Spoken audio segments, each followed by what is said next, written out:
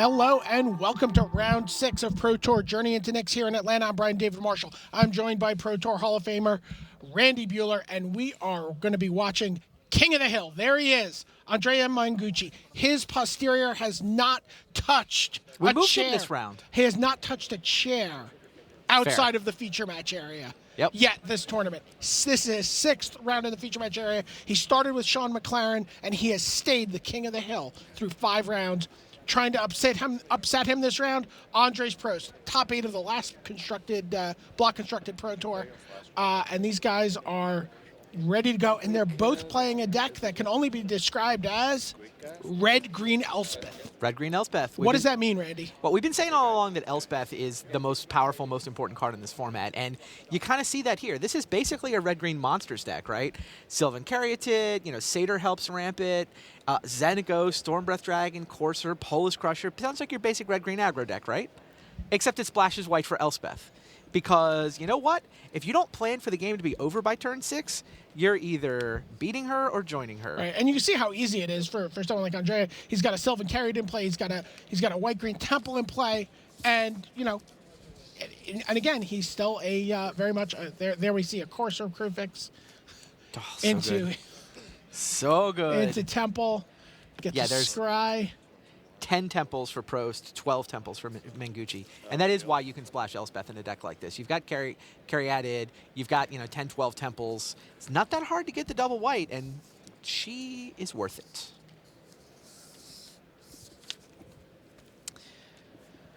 How similar are these players' lists? They're quite similar. I mean, it's not like they work together. This is also a deck that's been running around Magic Online for the last couple of days, I guess, is how long we've had this exact format. I haven't noticed many important differences yet. Polish Crusher comes down for Andrejs. Yeah, they both have Polish Crusher. They both have Xenagos. They're basically the same. It's essentially a mirror matchup. It's off in the details. Just say your life total when you change it. Okay, there you see Mengucci's hand. He's holding a Polish Crusher. He's got a Stormbreath Dragon. He's got 2 Elspeths. Yeah, I think that a lot of people knew about this deck. It is very good. In particular, it feasts on the aggro decks. And, we haven't seen an aggro deck on camera yet. I mean, you look at Magic Online for, the couple of days that the block's been there, and Mono Black aggro is by far the most played deck. But its winning percentage is below 50%. Yeah, it's like 49 point something, but it is... I did not see the aggro decks near the top tables. No, I agree. And in my head, that seems like that should be bad news for these red-green Elspeth decks, because I think that's who they feast on. And then some of the bug control lists with the prognostic sphinxes are what you want to go to in the control battles.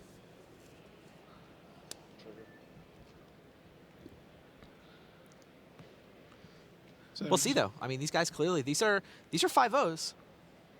This deck seems like it's working out for them. They have, 3 Elspeth between them right now? 2 in one hand, 1 in the other? There we see a Xenagos. I don't have tokens. I just have cards. He's going to make a token. Thank you. Good. Doesn't really fit the storyline to have Elspeth and Xenagos on the same team. I mean, the journey into Nyx is Elspeth's journey to go kill Xenagos. So can we call the deck red-green frenemies? Frenemies, sure. Frenemy mine.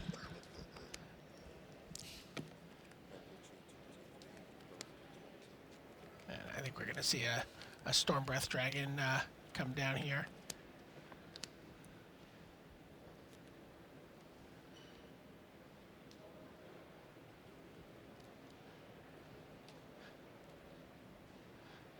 There's Italy's Andrejs Mengucci. Goes Elspeth. Oh, he's just going Elspeth. You wanted to see Stormbreath Dragon go over and kill Xenagos? And Mengucci figures, you know what? Getting Elspeth online is just more important. Right. I want to get her started. I want to be first. I want to be the first guy who has the ability to go ultimate. Right. I mean, that does seem pretty relevant. And Courser gets to take a pot shot. He's either going to get a token or 2 loyalty. Prost chose not to block, so Xenagos down to 1 loyalty.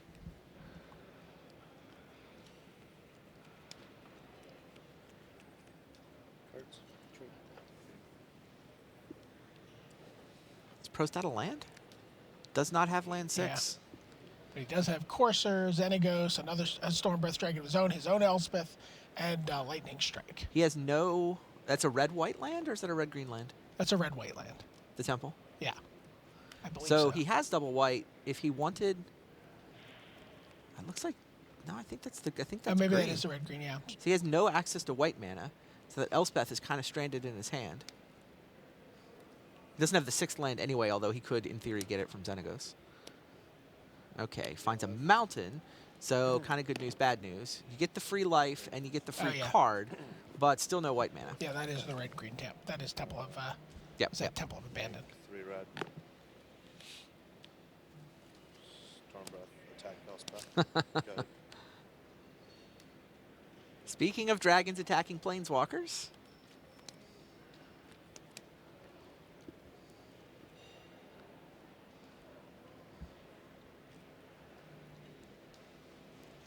Yeah.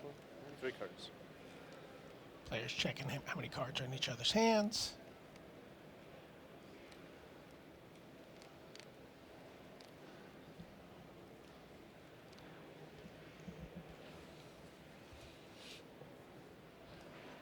Would you consider just playing a new Elspeth and killing the dragon?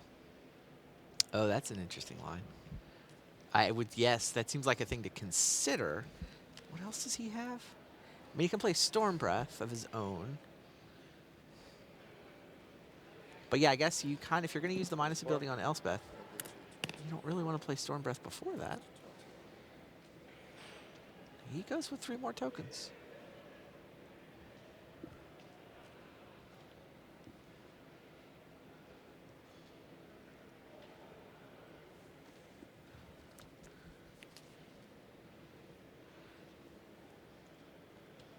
And yeah, and he's going to play the Storm Breath Dragon. Or not. It's tricky. Yes. Yeah, Storm Breath.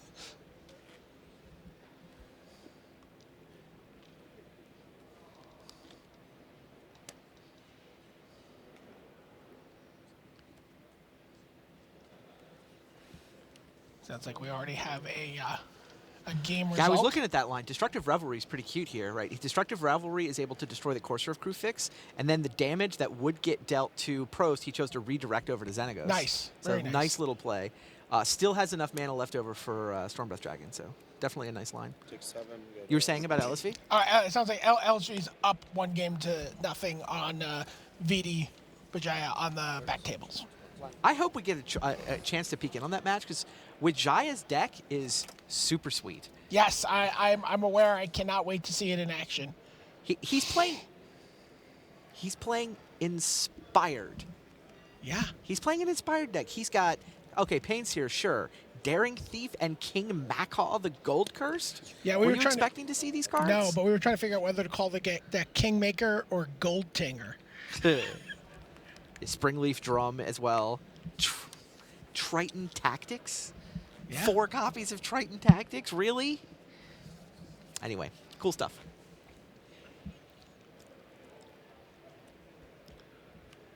All right. Andrea is down to just an Elspeth Sun's Champion in his hand.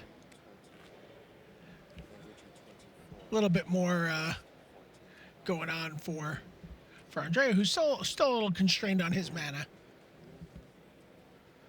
Yeah, found the white land. He can untap it to get a single white, but no Elspeth this turn. Mengucci did leave Elspeth there. I mean, at some level, this line of play allows him to absorb another Stormbreath Dragon hit, right? Stormbreath is probably going to go finish off Elspeth, and then Mengucci's just going to play a replacement, which can then use the minus ability to kill both Stormbreaths if he wants to, or just make some more guys. So Xenagos comes down, makes another token.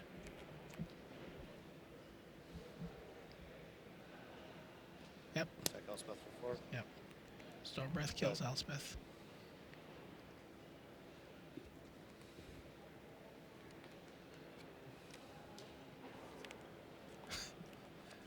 There's his own Xenagos on top of the library.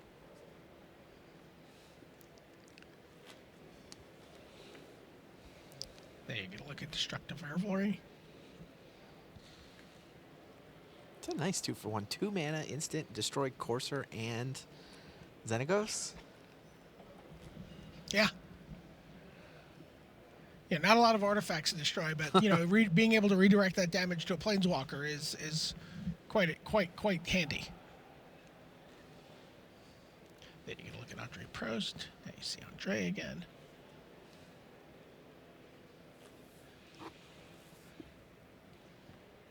Prost just looking to be able to untap and cast his own Elspeth. Finally. Start slogging down this board. Do you play this? I'm trying to figure out how Mengucci plays this. He's got options because the monstrous building on Stormbreath gives him options too, right? Okay, he goes from monstrous on Stormbreath. Right. That trigger kills or knocks down the Xenagos. And then, yeah, he's not super interested in getting this backup Elspeth. He doesn't think he needs it. He just wants to win with Stormbreath.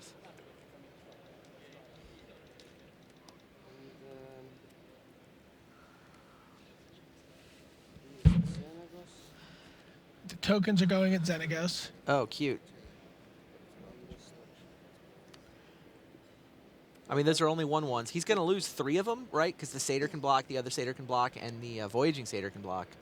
But he only needs 1 more token to finish off Xenagos. Block 3 tokens before damage.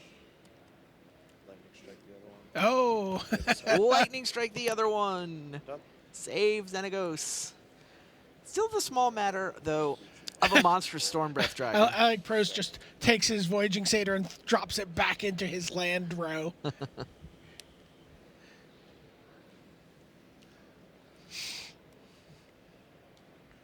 But he's at 7.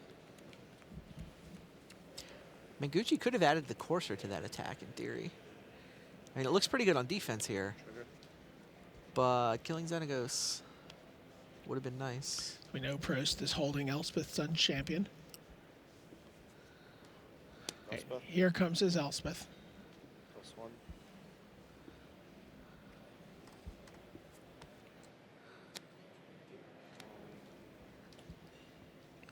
+1's Xenagos, make 7 red mana.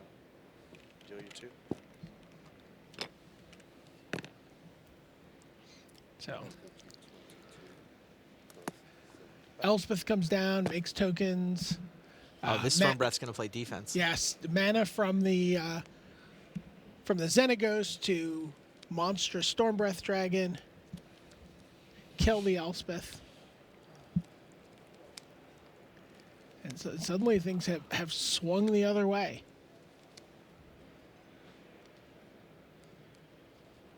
Yeah, Mengucci really wanted to try to go for the throat there with his monstrous dragon, and he thought he could kill Xenagos.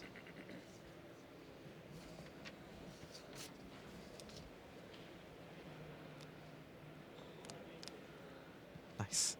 Sounds like Yu Watanabe just resolved an Ajani on the back table. I think that means we have every single Planeswalker accounted for. Yes, The full set of 5.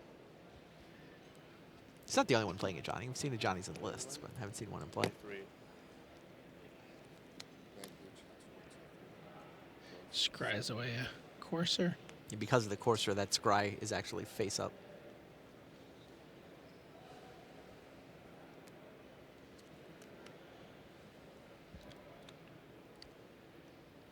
And there's Xenagos for Andrea. He does a little razzle dazzle. Xenagos making mana is the razzling Yeah. and the dazzling. Plays Elspeth, makes 3 tokens.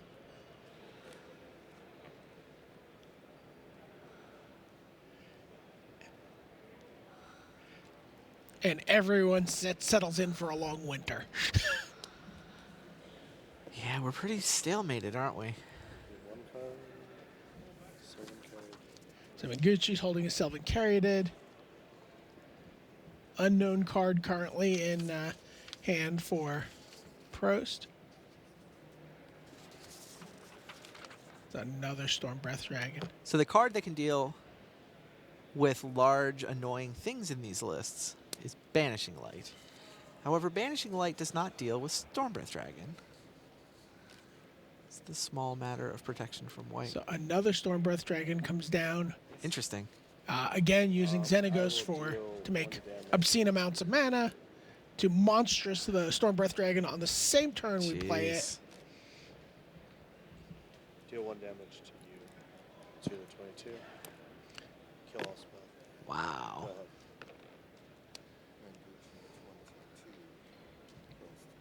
Yep.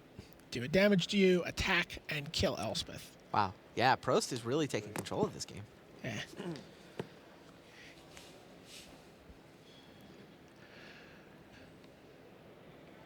He's now got Dragon advantage and Elspeth advantage. I'm not sure Caryatid advantage counts as much. I mean, in a weird way, the fact that he was struggling to find a 6th land has been almost good because he's drew spells instead. Well, yeah. I mean, He's just up a couple spells. there's a Courser. Plays a Mana Confluence.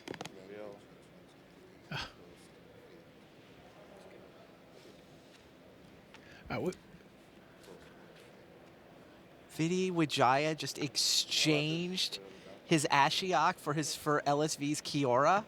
That's awesome. Yeah, that's a pretty daring thief and then right attack there. to kill the Ashiok. Wow. Cool stuff. All right. So we'll be right back after these messages. Ultra Pro is the place to go for all your Magic accessories. With card sleeves, deck boxes, playmats, and portfolios showing off the best Magic art, Ultra Pro is the standard in safe storage. Visit ultrapro.com for more information.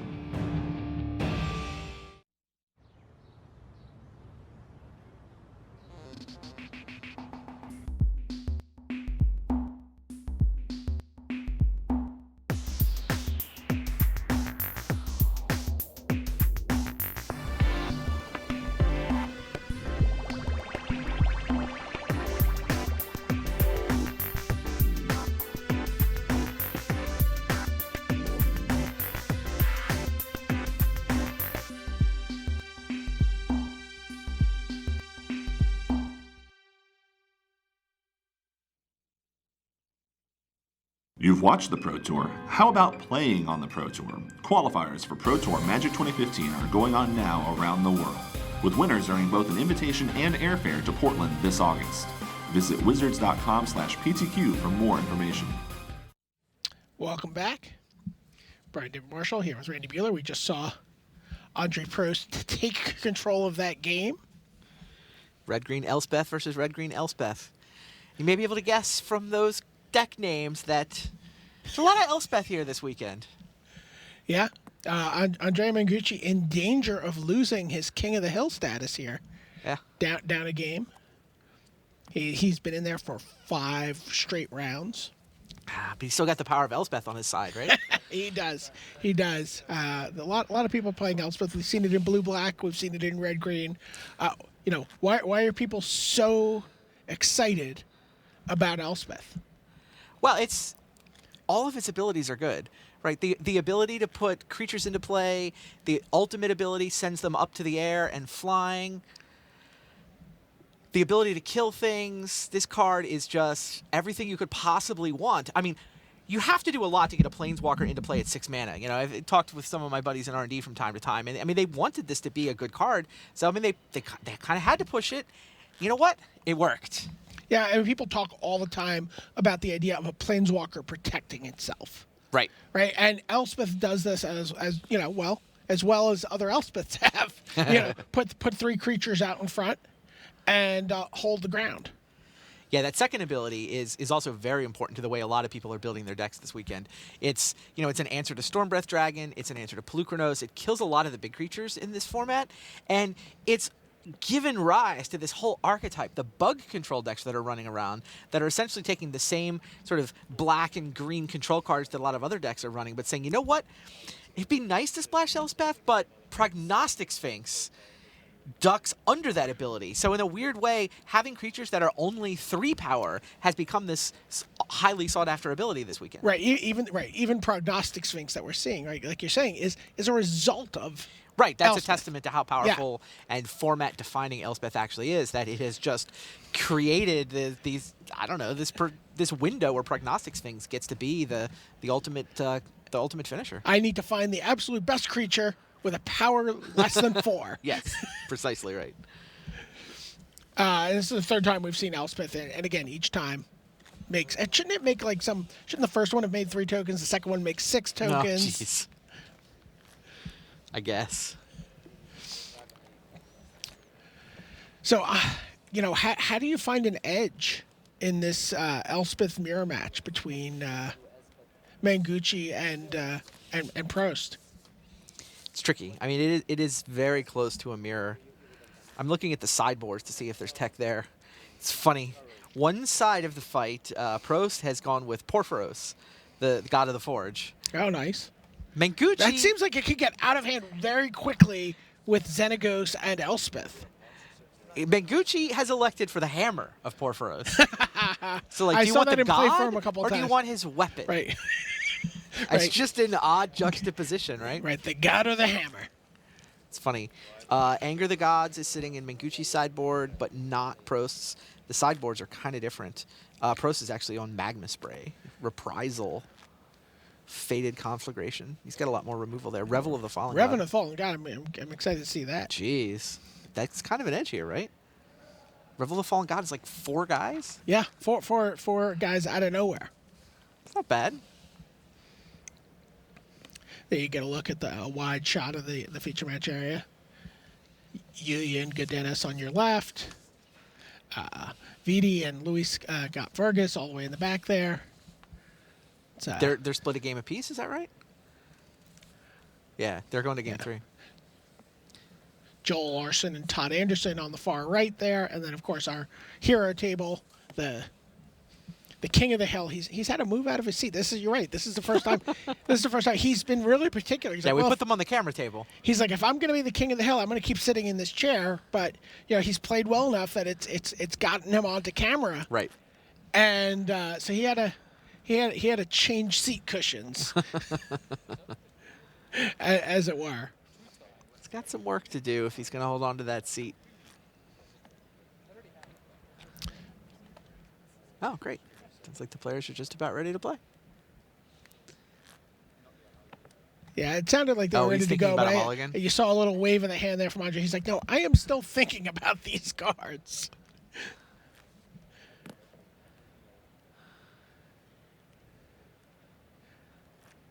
Okay. All right. Both players have kept. And we're underway, and Andres starts off with a temple, because that's what you do.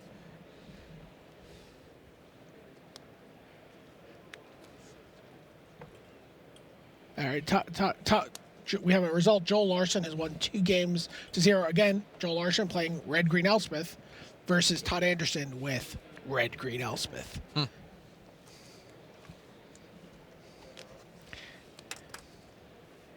Yeah, this is definitely a metagame where it felt like there's a bunch of aggro decks. Yep. There's decks that can beat the aggro decks, and that what you need to win might actually just be the thing that beats the thing that beats the aggro decks. So, Sylvan Caryatid allows him to play Wow. Courser of Crufix before playing his land, and he's able to play a land off the top of So his deck. good. Gain a life. Here's the hands. A very red hand for Prost. Fated Conflagration, Lightning Strike, Stormbreath Dragon, Xenagos the Reveler, Reprisal feels and like a a red card to Reprisal. you. Yeah, it feels a little red. I'll buy that. Blow that up. Elspeth and Stormbreath Dragon on the other side. Yeah, and another Courser of Crufix. 22. Yep, here's a Stormbreath Dragon. Takes 6. 14. Yeah, you asked how to come back in this matchup and how to gain an edge. It really helps to play Sylvan Caryatid on turn 2. Like if I could advise anything, it would be play turn 2 Caryatid. This is what you've taken away from your watching the block constructed. It's not really block constructed that teaches this lesson. Yeah. It certainly applies here. Fated Conflagration. It's one way to kill a Stormbreath Dragon. He does it on his turn, so he gets Did to... you do this on upkeep or is this Yeah, main phase? He may be doing this on upkeep. Well, it's turn No. 4, so it's main phase. Yeah, okay. But he gets to scry 2 here. He would love to do it on upkeep. Well, yeah. I mean, often that is the right time to play the faded cards. It's on your turn, so you get the scry trigger. Yeah, but he did it. He did it after. And then you immediately draw the thing you set up. Yeah. Yeah. Second Courser, not bad. Again, we're having white mana issues. No, they're solved now. Once that Temple untaps, Temple plus Caryatid will turn on Elspeth.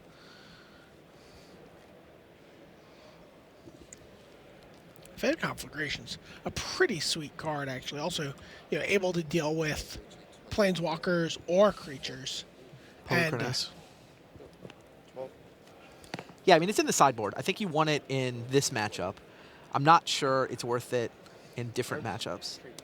They need to have a critical mass of large creatures. And here's a Stormbreath Dragon on the other side. But he says, you know what? I'm gonna slow down here. Stormbreath Dragon, go. Doesn't really want to see Xenago as a Satyr token hit for 6 while he's at 12. No. Seems like defense might be called for. But now, wow, this Elspeth. This Elspeth is kind of awesome, right? 26. You mean the Elspeth that's gonna not kill any of Andrejs Mengucci's cards? Yeah, that's the one. Yeah.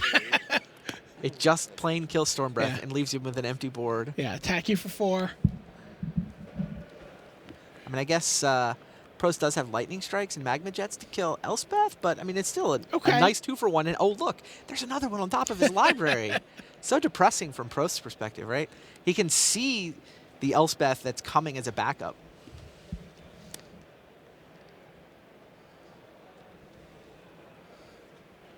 Pass.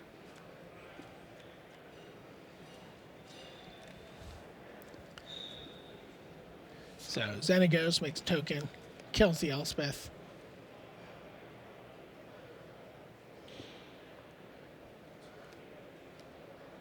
But there is more Elspeth to be had.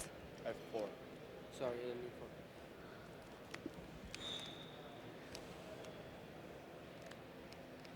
Can Mengucci play?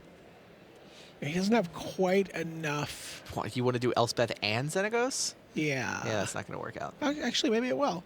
3, 4. Yeah, I think he can. He gets 3 making mana. mana from Xenagos. Xenagos make mana, then Elspeth? Yeah. Yeah, I guess the Coursers are good enough to kill Xenagos, huh? He says, no, you can keep Xenagos. I want half your life. Sure. But he is going to make mana with Xenagos. Rather than he could have thrown in another 2/2. I mean, if he's just wanting to deal damage as fast as possible. Wow, look at 3/1/1 this. seems better than a hasty 2/2 here.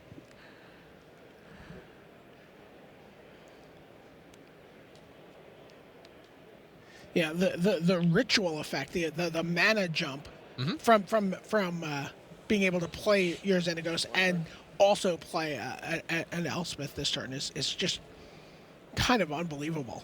Yeah, Xenagos is I feel like good. we might see more of that as Xenagos block has mana. turns into standard. I just need a judge. Like, I'm pretty sure it's how it works. Can I do I choose where it goes before I scry? I do, right? Yeah, you do it in Okay, order, okay, yeah. so you have to do it before you see Okay. Yeah, so the I'll first target thing Elspeth, that Magma Jet does is deal 2 damage, and Andre is obliged to choose then where he wants to deal the 2 damage. He's chosen Elspeth. Then he gets to scry. Yeah, I'm at 3. Sorry.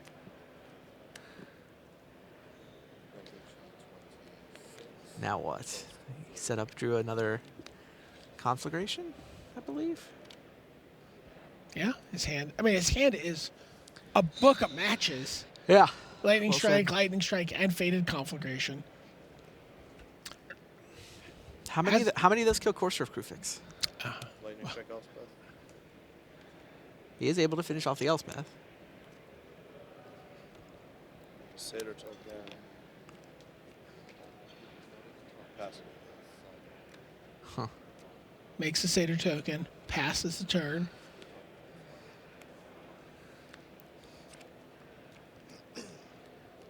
Andre draws a Polish Crusher and can play a land off the top of his deck here. Yeah. Hasty 2/2. Charge. What you got? Surely you can't kill all of it. No, you can't. Nope. All right. On to game 3. Oh, do we get a live look in on the back table? Oh, I hope so. Is that I'm where excited. Luis and Vidi are? Yes, it is. So Luis has the bug control deck that both Channel Fireball teams wound up with, but Vidianto Wijaya has a gorgeous little black-blue inspired deck. Yeah, this is one of the decks we've been really excited to take a look at. There you see dueling Ashioks. Wow. This is game 3. These guys are 4-1, I believe. Yeah, they're 4-1 each, so the winner goes to 5-1. There you see Luis just crisply sending attack. Both players. See. Yeah, it's Vidi on the left. He's the one with the Yeah. Springleaf Drum. Triton Tactics. He's using Triton Tactics to He's going to make untap more his mana. Brain Maggot and his. Luis says no. Kill the Brain Maggot. No blocking for you. Yeah, but It's got to be good for Luis if he's able to prevent chump blocks. Spend his removal spells just to prevent chump yeah, blocks. silence the believers there. Yeah. Can we get the life totals?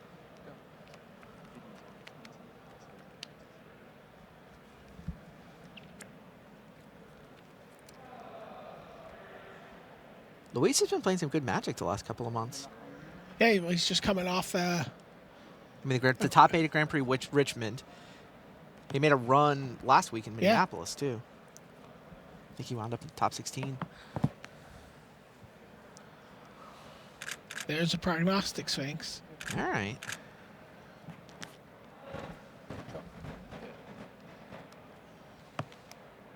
Sounds like Vidianto Wijaya does have 23 life, was what I think I heard. He's So- like, no, your Courser does not untap. That's a trigger. Yeah, so like when I untap and I say draw, if you like Oh, tap it, you do the trigger. If you don't, Miss Trigger. He says, let me tell you what's going on here. Luis has got a little more rules layer in him than I realized.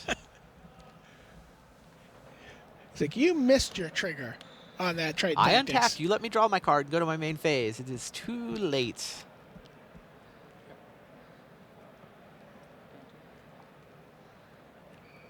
Temple of Melody. See a Prognostic Sphinx up. He pushes it. He's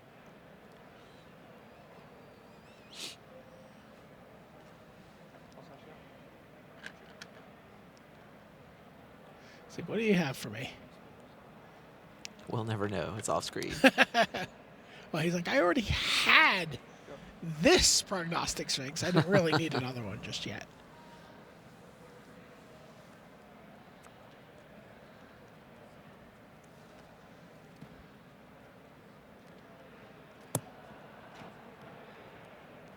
How does this work with dueling Ashioks? It's just like shuffle them up and see what happens? I mean, they're surprisingly mirrored positions given that one guy is blue-black inspired and the other guy is got more green than anything else. I mean, I guess it's Luis who's got the better engine going with the coursers. Certainly giving him lots of life off his lands.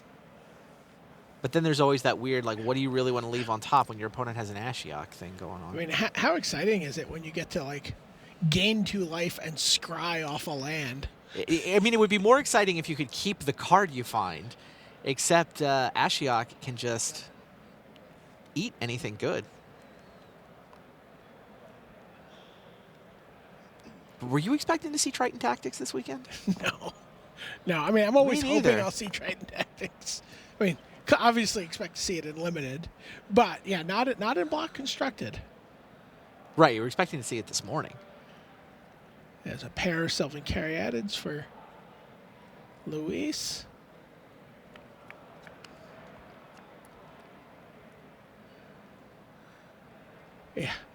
Yeah, we're going to go back and watch may be Game here 3 for a in while. the King of the Hill battle. These Ashioks may be here a while. At least until one of these guys runs out of cards, huh? Yeah, it might be relevant. Wow. Okay, here we are. We're back for Game 3. The winner of this game will be the King of the Hill. Yeah, Temple of Triumph for Andrejs Prost. Scry says, no thanks.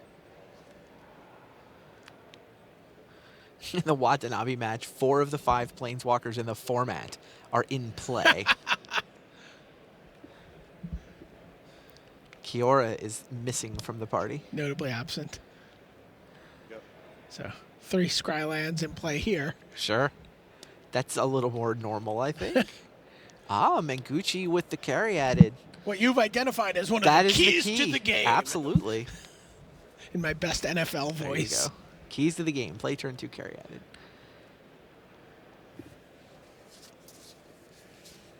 Can he repeat his play of Courser of Crufix on turn 3 and then be able to get a land off the top?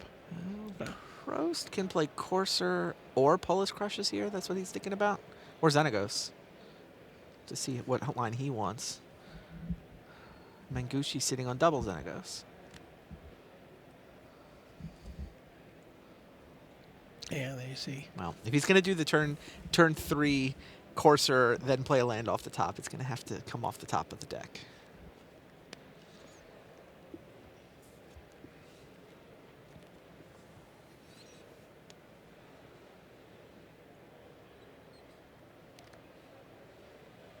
Yep. Xenagos. And attack.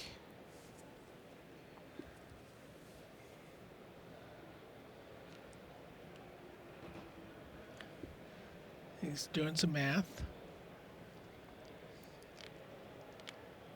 Can he do anything with? Cards? He just wants to up it. Wow. He's just defending it from Lightning Strike et al.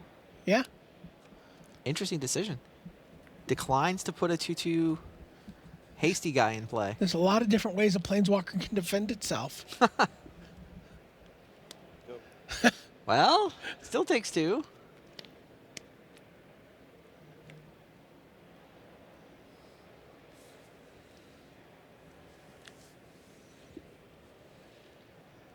Mengucci has drawn a Courser.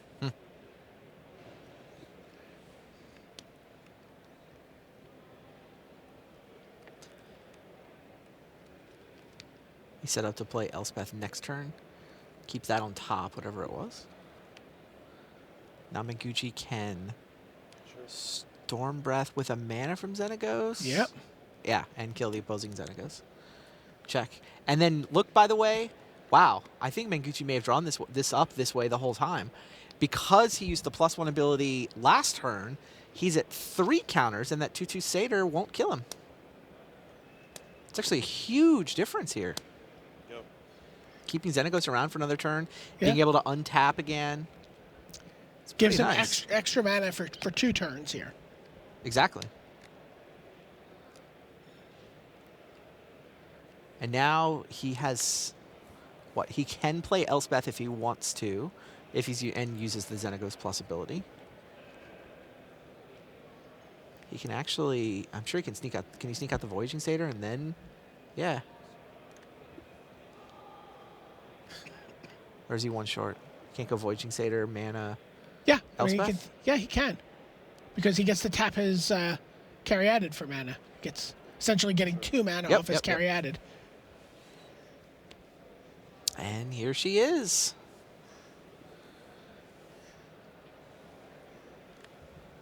Elspeth comes down, summons an army. Oh, by the way, I also still get to attack with this dragon. Yeah. 16. Storm Breath still there. Summons a Smackdown. Yeah, Prost draws the Lightning Strike that we saw last turn. Right.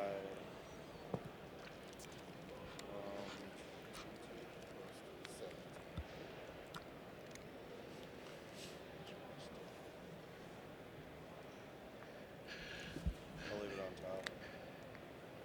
Leaves land on top. You see he's got Polish Crusher, Elspeth. Storm Breath Dragon. Kill Xenagos. Uses his Lightning Strike to kill Xenagos. Go.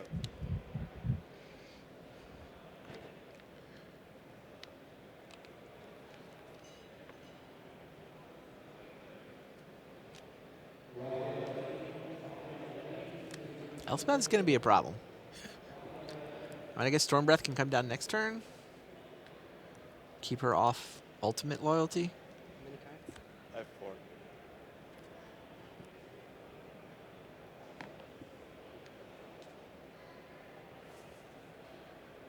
Here, Andre, ask how many cards. The First land, turn. the land that Andres has on top will allow him to play his own Elspeth next turn. If that's what he wants to do. He can also summon a Stormbreath Dragon and start chipping away at Elspeth if that's what he wants to do. Meanwhile, Andrea is accumulating pretty good army. He's 1 short of monstersing the Stormbreath, right? He's got 6 mana. But he's holding another Xenagos. Am I not, correct? Yeah. Which...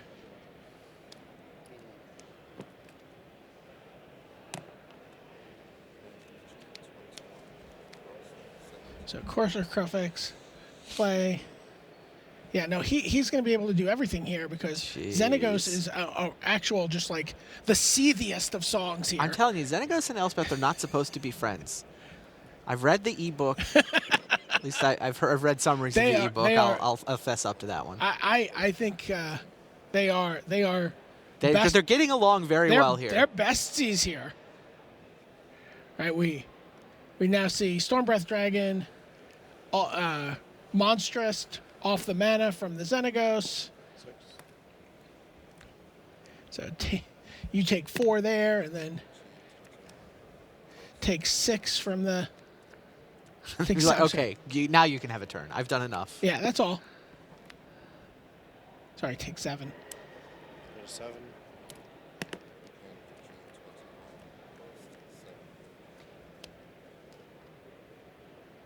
Go. Yeah, Elspeth kills Stormbreath. That makes sense.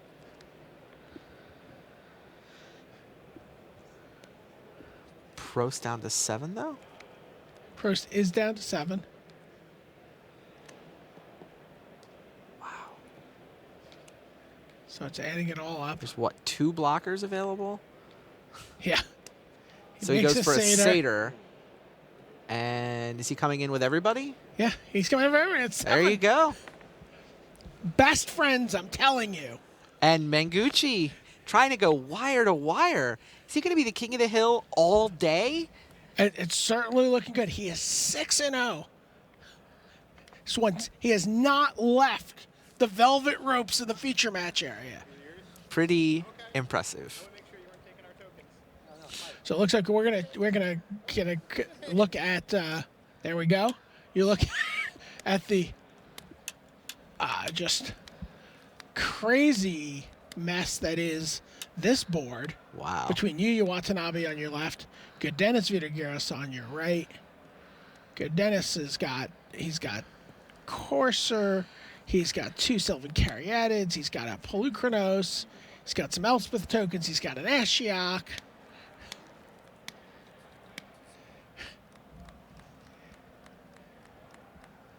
Hero's Downfall on your Johnny.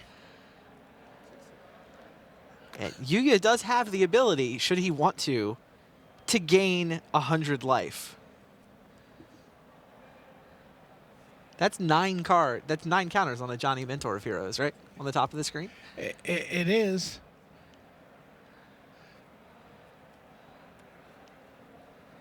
There's got to be some kind of achievement, right? Gaining 100 life in a feature match area. Activating a Johnny's ultimate on camera.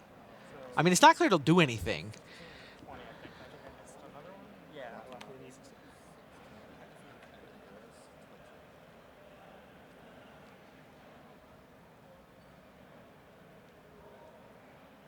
All right, Storm Breath goes Monstrous, and the 2 cards in Gal's hand mean Ashiok takes a couple damage.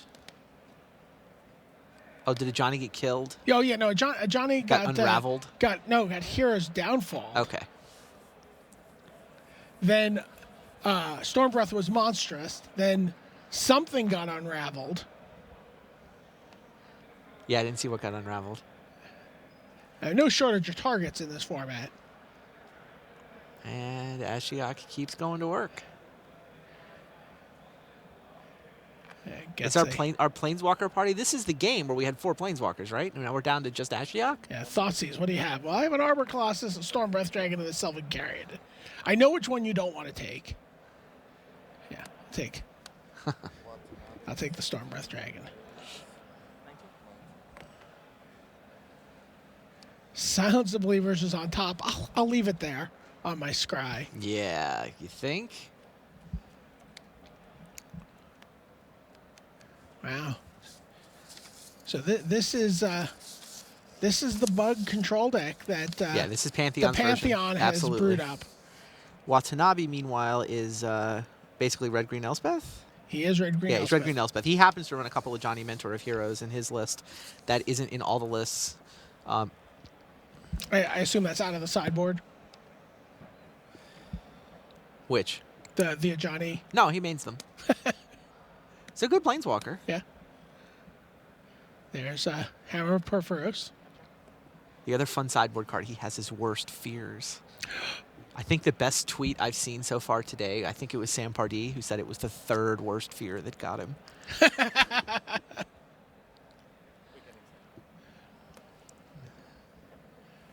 There you get a look at Hammer of Perforos. Creatures you control have haste, and you also get to make Golem tokens, Golem enchantment artifact creature tokens.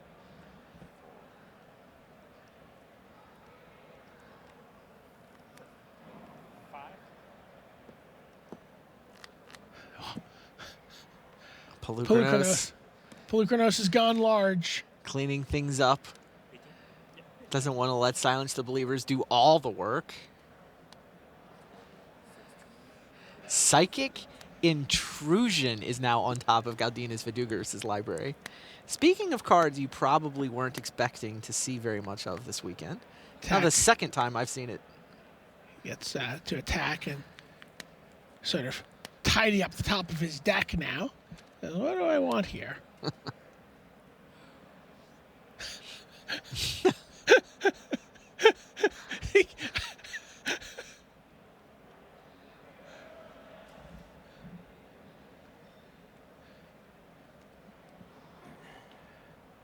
Leaves Silence the Believers on top.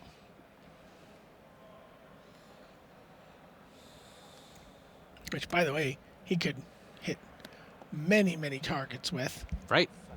He's got a lot of mana. Yeah, Pelucranos is a monster. Yeah. Pelucranos is attacking for billions of damage. Prognostic Sphinx is setting up the top of Gao's library. Silence the Believers is going to dispatch that pesky little Stormbreath Dragon. Things are looking pretty good for Go. You see him looking at the clock because he's down a game here. Watanabe's Oh, up. wow. This is game 2. Yeah, there's not a lot of time left. So Stormbreath Dragon and Satyr token. Sounds like 7 minutes left in the round. I have this other Silence the Believers, which will kill everything.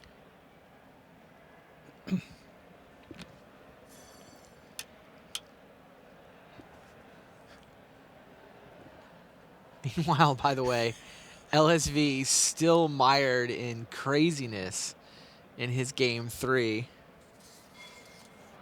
against Vidianta Wijaya. LSV's on 37 life, I'm being told. That's almost as many permanents in play. Not quite, yeah. He does have a Kiora now. I think all the Ashioks might be dead.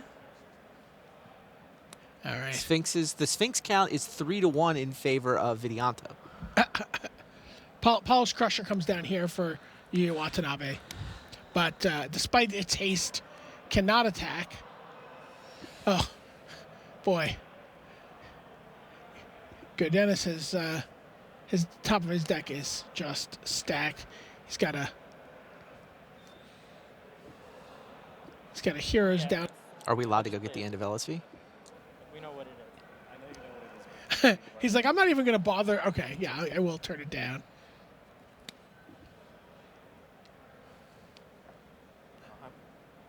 What's minutes? 6 minutes.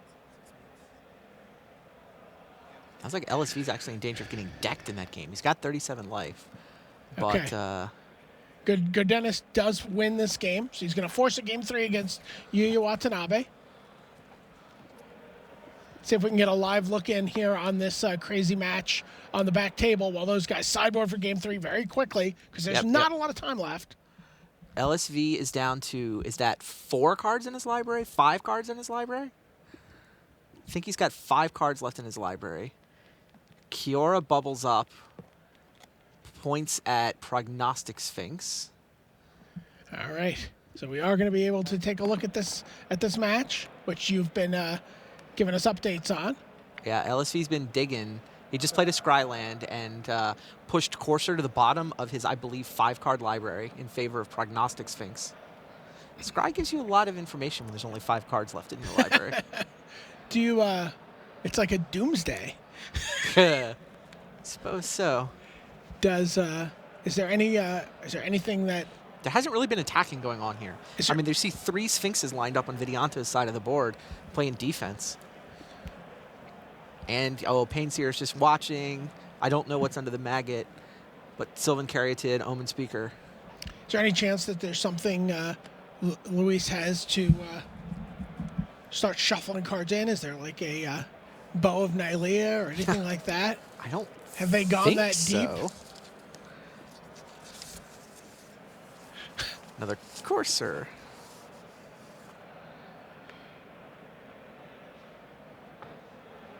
Says, okay, your Prognostic Sphinx is going to deal that much damage. I'm going to play another Prognostic Sphinx of my own. So there are 6 Prognostic Sphinx in play right now.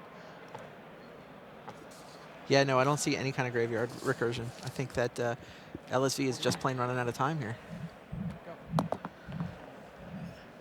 I mean, he's got Kiora ticking up now, but he's not going to have time to release the Krakens.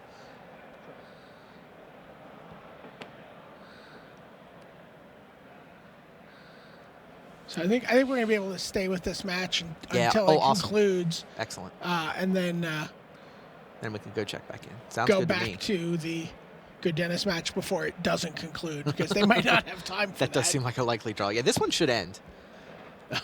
One way or the other. Yeah, and at this point, I think Vidiante Wijaya is content. He's just settled in for a long winter's deck.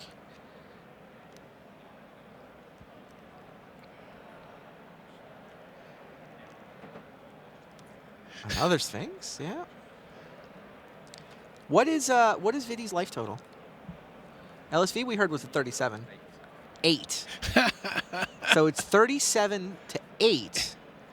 But Luis is down to 3 cards in his library. And it looks like there's a substantial more. Okay. Oh, he goes down with Kiora. He plays the draw a card ability, cutting his remaining cards down because he just wants to get that Sphinx in play sooner rather than later. If he wasn't going to do anything until Sphinx got in play anyway, he doesn't have the turns to do anything with the Krakens, so makes sense. Oh, now Vidi is like, okay, time to start drawing cards with Painseer. That was a Triton Tactics, I think? That was a Triton Tactics. So he dealt himself a damage. He has Springleaf Drum, which lets him tap his Painseer for Exactly. mana. The Inspired trigger, untap, reveal the top card of your library, take damage equal to its cast cost, draw it. I think 6 Prognostic Sphinxes in play is now the current record, although 4 on a side still holds that crown. Right. 6 in play, though. Pretty crazy. And they're making it hard for Luis to attack. He only needs to deal 7 more damage at this point. But how's he going to do it? His remaining library is a Sylvan Caryatid, and I'm pretty sure the card below it is a Courser that he scried to the bottom.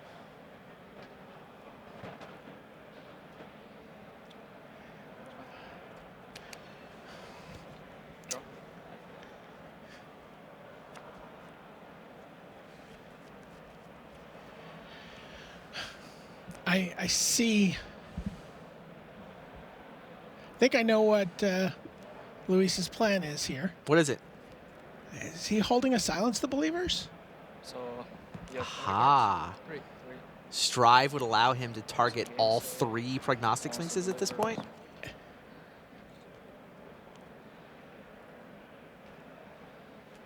We saw the Triton Tactics come off the Pain Seer, though. Oh, no. Triton Tactics, he can... How many cards does Vidi have? He can save two or three Sphinxes and then untap 2 of them. 1, 2, 3. He's got enough cards, I think, to save all 3 Sphinxes. And then, wow, that Triton Tactics is going to win him the game here, isn't it? Luis can pay the strive cost on Silence the Believers twice, targeting all 3 prognostic He might be able Sphinxes. to pay 3 because he's got the 2 Sylvan Caryatids. So it's 1, 2, 3, 4, 5, 6, 7, 8, 9. I mean, 10. he can, sure, but it's only really the flyers that matter. I mean, I guess maybe something relevance under Brain Maggot. Yes. Can I see the silence? Yeah. Time has just been called on the round. Wow. So this is turn 0 of 5. So LSV gets turns 1, 3, and 5, and he decks himself at the beginning of turn 5. So 4, 5, 6, 7. Man, 1 card in his library, and he would get a draw out of this. So he's got the 1 copy of Silence the Believers, which obviously Vidi knew about, which is why, I mean, he just asked to see it, and Luis showed him. Huh. All right, well, he's just going to attack with the Sphinxes. Now you can silence... Really? Why do you attack with them there? Well, Now the silence can beat the Triton Tactics, can't it? I mean, Luis can wait, attack with his Sphinxes, and respond to the Triton Tactics with the Silence the Believers. And now, yeah, you can give your Sphinx hexproof, but that ability also taps it. I guess I think he's digging for a second Triton Tactics, but does he need it? Does Luis have 2 Silence the Believers in his hand? I mean, if Luis is all in on only the 1 copy of Silence the Believers, then I think that 1 Triton Tactics would have been good enough. Oh, yeah, especially since you can double block.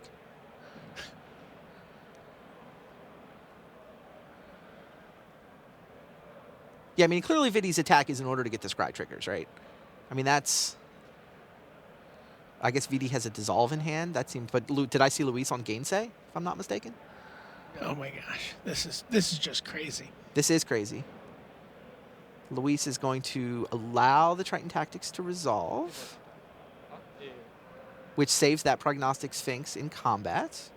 And untaps another. And untaps 2 of them. Yeah, if Luis has a Gainsay.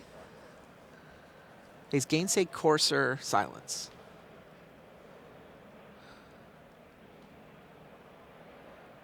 All right, here's the silence we've been expecting. 1, 2, 3. Says, I am going to kill as many prognostic sphinxes as possible. So how many cards? 1, 2, 3, 4, 5 cards? So yeah, if he saves them with the hexproof ability, they tap themselves, and Luis gets to attack for the win. So his plan, I believe, is to dissolve. He's going to dissolve. But Luis, does he know about the Gainsay? Luis has Gainsay off the 2 Caryatids. Now what? Save them? Oh, I mean, you save them rather than let them die. But Luis gets to attack for lethal. Yeah. So discards the ability, but taps them. Luis Scott Vargas, ladies and gentlemen. 1 card left in its library. No problem. 3 copies of Prognostic Sphinx. Vidi has a trick left? What does Vidi have left? He makes a mana, Hero's Downfall, and that matters. Luis can save 1, but now the other 2 can only attack for 6. But he does get to attack with... Oh, the Coursers are good enough? He can attack with 2... No? No, there's Omen Speaker, Pain Seer. Vidi is now at 1 life.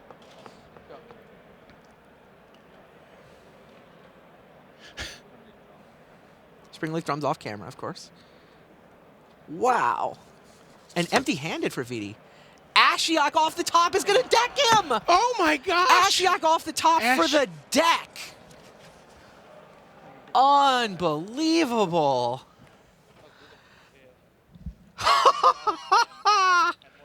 Crazy. And meanwhile, our other match was a draw, right? You see Gao and Yuya Watanabe got Gadiz Vidurgis and Yeah. Yuya Watanabe getting up. They were not able to finish their turn 3, so that goes as draw. Yeah, But they Vidianto, shuffle off hand in hand yeah, with the draw. Wow. but Vidianto Wijaya takes down Luis Scott Vargas. I thought Luis had maneuvered that perfectly. Yeah, he did, but the again, that ability to protect your prognostic sphinx Right. taps it. You know, I guess that's why the prognostic sphinx attack. He was just digging for an Ashiok. Yeah. He was digging for the Ashiok because if he could find an Ashiok, then he would be able to deck his opponent. There you get a look at the prognostic sphinx. Oh, Yeah, no, quick no, look. you don't. Quickly. Welcome back to the booth. Brian Marshall, Randy Bueller. That was insane. We're gonna sit here and think about that some more and kind of just hit ourselves on the sides of the head while we send it back to the desk.